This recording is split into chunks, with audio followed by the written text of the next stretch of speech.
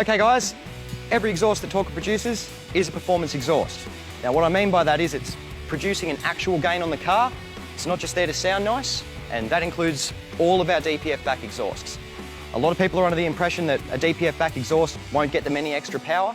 It's just there to sound nice. It's just an aesthetic thing, and that's not the case. So you could take the power module off this car, you could take the pedal torque off, and this vehicle still has more power now than it did when it was a standard car.